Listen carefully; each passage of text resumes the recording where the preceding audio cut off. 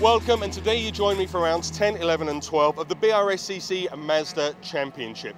After 3 thrilling races at Cadwell Park, the championship moves from east to west to the undulating challenges of Oulton Park. Lyndsay is with championship contender Ollie Allwood. Thanks, Lloyd. Yes, I'm stood here with Ollie Allwood, who started the season in championship form, but after a time at Snetterton's, sort of dropped off the map. However, he seems to be fighting back, so I'm going to hand it over to Ollie to see what he's got planned for this weekend. Ollie, what have you got going on? Yeah, we had a bit of a tough qualifying. Unfortunately, the track was drying.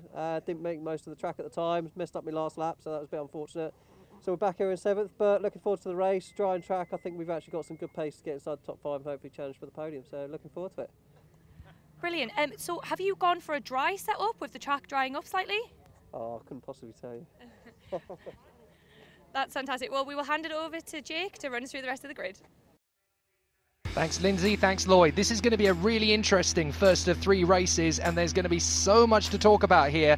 Here is the grid. Sam Smith and Mike Comber on the front row from Michael Fisk and Will Blackwell-Chambers. Martin Tolley and Brian Trott with Ollie Allwood, as we've already mentioned, down in 7th on the 4th row alongside Teddy Clark. Behind them, John Langridge and Lewis Cannon. Could be worth a short punt. Jack Brewer and Charlie Burge with Ben Hansey, Paul Bateman, Marcus Bailey and Matthew Pollard in that midfield. And bringing up the rear, we've got Clive Poles and Jason Greatrex, Paul Tucker and Charlie Rawls. And then we have Foden, Moody, Hayden and Mugglestone, all hoping they're not going to be in that last 5 that get demoted into the B group. 30-second board goes up. We're getting ready for race action, and this is going to be a good one. 5-second board now in operation, and it looks like it could be a very interesting battle with weather conditions changeable. Let's get a clean start. We are away and racing very, very shortly indeed. Away we go, and it's a cracking start. Not for Teddy Clark, though. He's breaking down from the 4th row, so Teddy Clark is going to have to pull off. But at the moment, it's Comber into the lead. Smith there in 2nd position, I think, although Blackwell-Chambers is trying to come right round the outside, having moved up past Michael Fisk into 3rd position. 3 cars wide into that first corner at Old Hall. A few of them going wide. Have we kept it all in a straight line? Yes, we have. No major drama as we go down the avenue. It's still those 3 once again breaking clear, just like Cadwell Park. Comer, Smith and Blackwell-Chambers as the rest of the field make their way through Cascades and down the Lakeside Straight for the first time. On board with Martin Tolley, that is the 94 beside us, Charlie Burge, and in comes the 140 Ben Hansey. A little bit of a nudge in the straight line there as they try and work their way through towards Island Bend. Flat on the throttle through there, get yourself lined up and turn in, brake sharp right for the Shell Oils corner. And at the moment, everything looks pretty neat and tidy. Not a chaotic start at all, and that's good because it obviously gives us a great battle in front of us. Drivers lining themselves up nicely. A couple of drivers going off initially at that Old Hall corner, but everybody keeping it together. That was very close for comfort. Goodness me. That was the 18 of Clive Poles getting close and personal with Paul Tucker, the 22. And they were very close. Sorry, the 26, that is, of Charlie Rawls, actually. Sorry, Paul. It's not your style at all. I'm not saying it's Charlie's either, but that was a very easy mistake at a maker, unfortunately.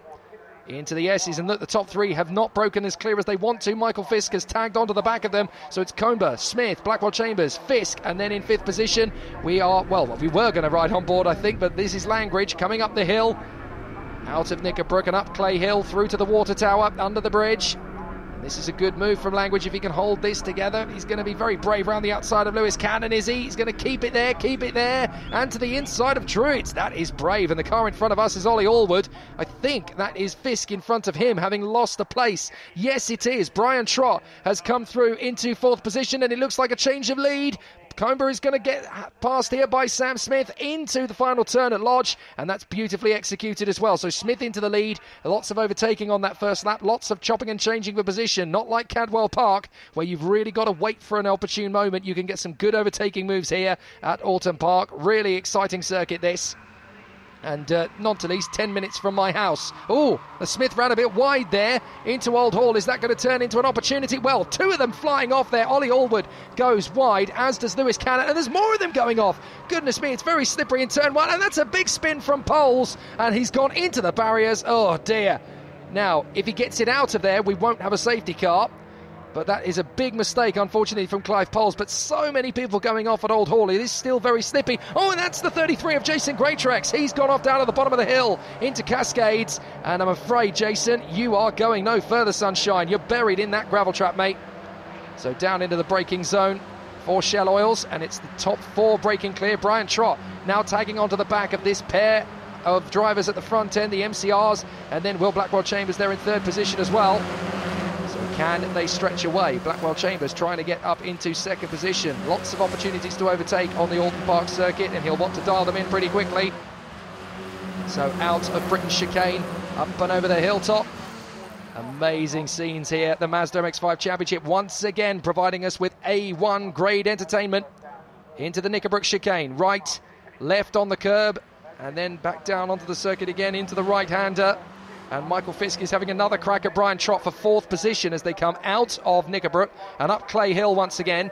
A lot of smoke coming off the back of the number 158 Mike Comber from pole position. I wonder if that's just the way it's cutting through the damp conditions.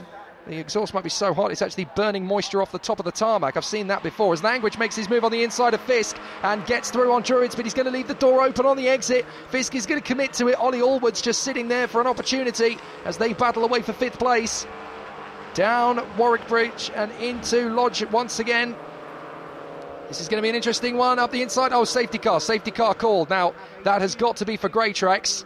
But that was very good timing there from Fisk to get out of the throttle, because the safety car has come out at exactly the right moment, really, for the man in front of him, John Langridge. Fisk was going for the move, but the safety car comes out at exactly the right moment for Langridge to hold on to it. So let's take stock of the situation. The safety car clearly out for Jason Greytrex's car, beached in the gravel at Cascades, and he's too far in to get out, but also not far enough in to avoid a risky situation. There's the 22 Paul Tucker going through. So we are under safety car conditions now, and obviously in these damp conditions that's not going to do anybody any good in terms of tyre temperatures, as the Orange Army is already down there assisting Jason Greytrex out of the car. I don't think there's any concerns on the injury front. He's absolutely fine and dandy. Bit of waving going on down the field there as drivers signalling to each other. Come on, you know we're under safety car. Let's bunch up. So that is what happens at this point. The drivers do, of course, bunch up into formation, no overtaking, and they go at a cruising speed until the all clear is given when the race resumes. John Langridge, number 5, running well in position, and he's got Michael Fisk to deal with on the restart. They are 5th and 6th at the moment, those two, because we've got Sam Smith and Mike Comber in the lead, as they were on the front row. Will Blackwell Chambers having got into 3rd position in front of Brian Trott, and then we have those two, John Langridge and the number 8 of Michael Fisk. Then it's Allwood, then Lewis Cannon. Now, what has happened to Martin Tolley? He's just gone backwards down the field. He was on the 3rd row, don't forget, from the start, alongside Brian Trott. So I'm not entirely sure what Martin Tolley has ended up with on the first lap. He's had all sorts of difficulties, but at least it's not as bad as Teddy Clark, who was alongside Ollie Allwood on the 4th row of the grid, and now he's in absolute agony at the side of the circuit. Emotional agony, I should point out. Certainly not physical, because the car didn't go anywhere, really, off the grid, and that's a real heartache for Teddy Clark. That means that whatever happens, he will be demoted down into the B group for the second race of the weekend. Obviously, the last 5 cars home, even if they don't come home, the ones that are demoted into the B group. There's a promotion and relegation system in the Mazda MX-5 Championship. If you haven't seen it before, the last 5 from the A group get demoted to the B. The first 5 across the line in the B group get promoted into the A. It's been a fantastic system. It works really well, and it provides excellent racing pretty much every time. 42 going through the shot there. That is obviously going to be a very interesting battle for Paul Bateman as he gets himself back up to speed when we go racing again. Plenty of top talent to race around him there. Charlie Burge, the 94, is the car just in front of him. Still a good crop of drivers around him as well. Under safety car conditions, the drivers obviously trying to keep their tyres and brakes warm. Not very easy, but the lights are out on the safety car, so it's only 2 laps effectively behind the safety car, and one of those was just getting the field to bunch up. So Sam Smith is now setting the pace and making sure that he stays in good position. Mike Comber is backing up Will Blackwell Chambers as well, so we're now at the slowest point of the concertina. But Sam Smith has got to pick his moment wisely here, because he doesn't want to get on the throttle too fast. I've seen in various club meetings, even this year, they've tried to time the safety car to perfection, ended up misjudging it, and then they end up almost clattering into the back of the safety car just by not calculating it right. Now, Sam Smith has not quite gone on the throttle yet. He's certainly sped up a little bit, but it won't be, I don't think, until he drops out of Lodge Corner that he really gets on the hammer and goes for it. Oh, he's gone a little bit earlier than that. Or is he just still cruising into position yet? No, that looks like he's gone for the drop, so off we go. And we're back up to racing speed once again as they come across the line. They'll be able to overtake. There's Martin Tolley in there in front of Charlie Burge and Paul Bateman as they come up over the Dealey and back into the race again. Green flag, here we go once more. So it's going to be Smith and Comer who pull out in front into that first corner.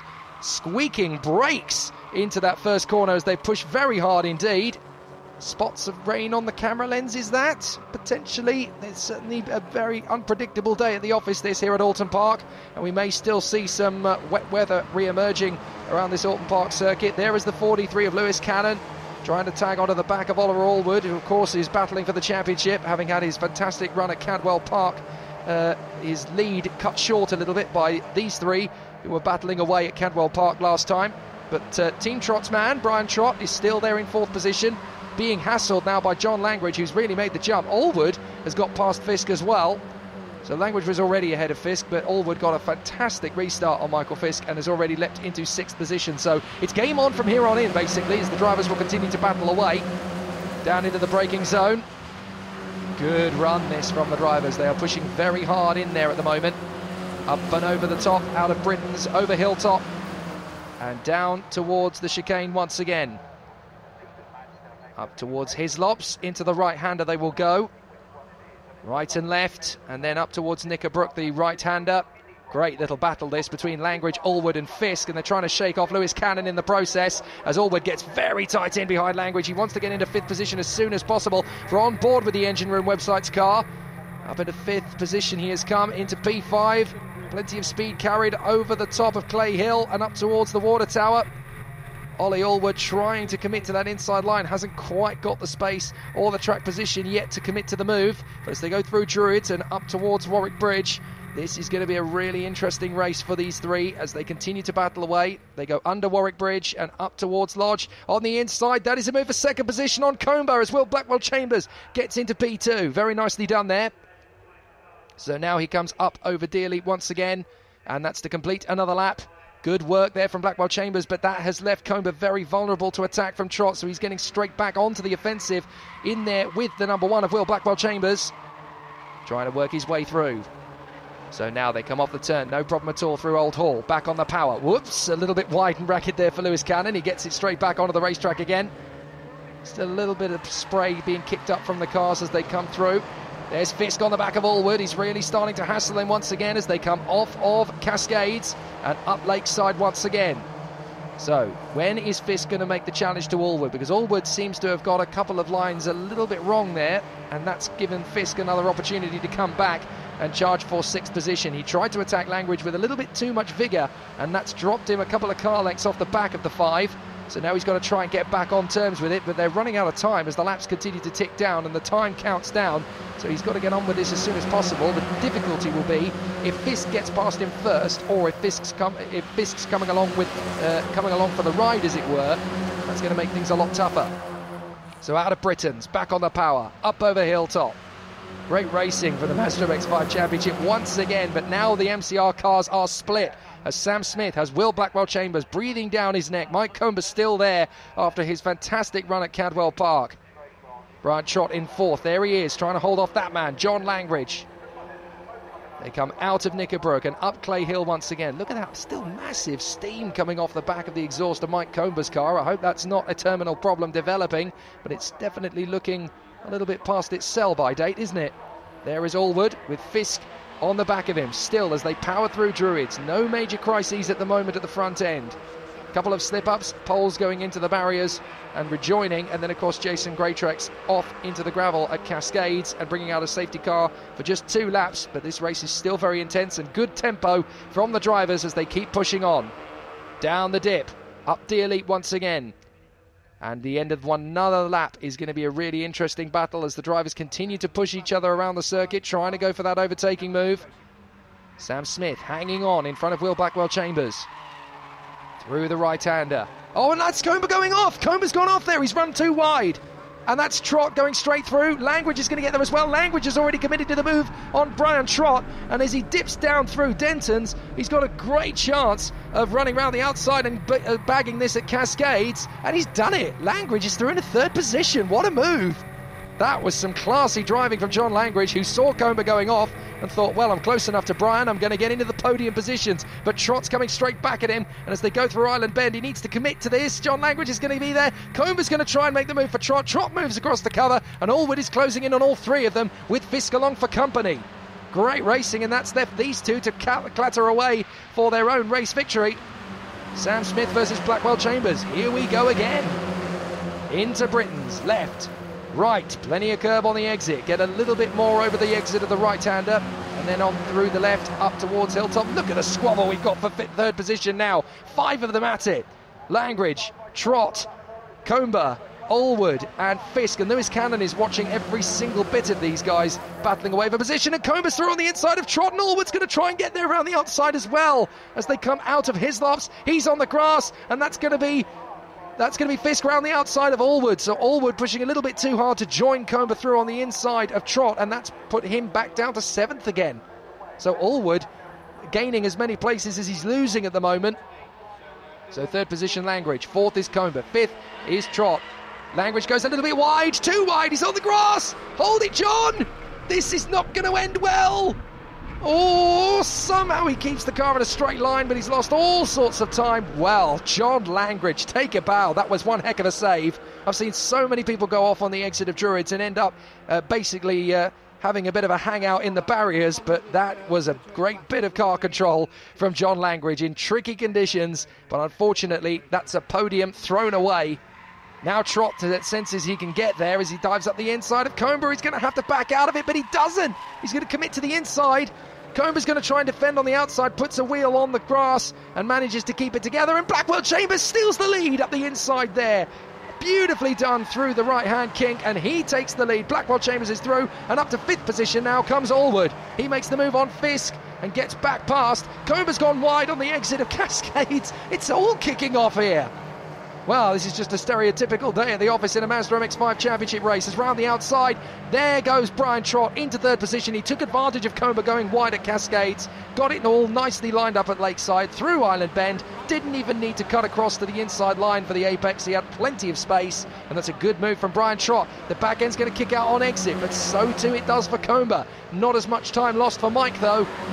Allwood, Fisk and Lewis Cannon right in there now. So Cannon, he's been biding his time and waiting for his opportunity. It's about to come if he keeps pushing.